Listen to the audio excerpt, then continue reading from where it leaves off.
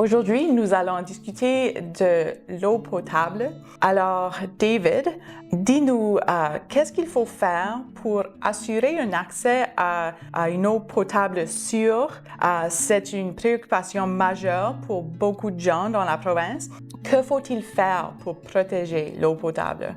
Au début, il y a une grande lacune dans la loi pour les personnes avec les puits privés dans le contexte d'une municipalité. Par exemple, le but est de protéger la nappe phréatique. C'est la réalité dans les municipalités avec des puits municipaux pour toutes et tous, mais n'existe pas maintenant dans les municipalités où toutes les personnes utilisent les puits privés. Ce n'est pas juste. On doit protéger la nappe phréatique pour chacune, pas juste les personnes qui habitent une municipalité avec un puits municipal. Donc, ce sera une augmentation très importante, priorité pour moi. Mm-hmm. Par exemple, au niveau d'une municipalité avec une ou beaucoup de puits municipaux en commun, il y a des secteurs protégés de champs de captage. La même chose doit mettre en œuvre pour les municipalités sans un puits municipal et juste avec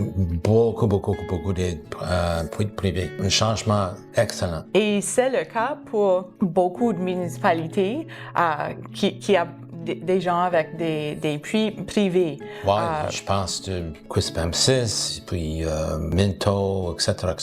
Beaucoup de municipalités, c'est la réalité pour eux, mais pas comme, par exemple, Fredericton, il y a beaucoup de puits municipaux, mais ce n'est pas le même cas pour beaucoup de régions de Nouveau-Brunswick. Oui, c'est ça. Et je pense à Memramcook, où il y en a beaucoup de puits. Ouais. Et est-ce que tu peux nous dire qu'est-ce qu'il faut faire sur la question des directives de Santé Canada? Qu'est-ce qu'il faut faire pour assurer une eau potable? Juste un moment facile d'assurer que le gouvernement du Nouveau-Brunswick immédiatement mettra en œuvre les recommandations, les directives de Santé Canada pour une amélioration des directives pour la qualité de l'eau.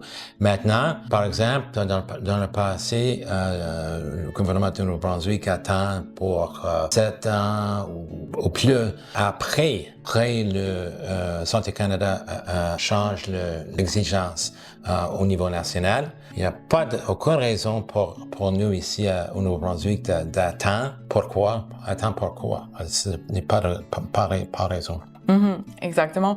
Pas de bonne raison du tout. Alors, c'est ça, il faut protéger les puits privés aussi et suivre les directives de Santé Canada.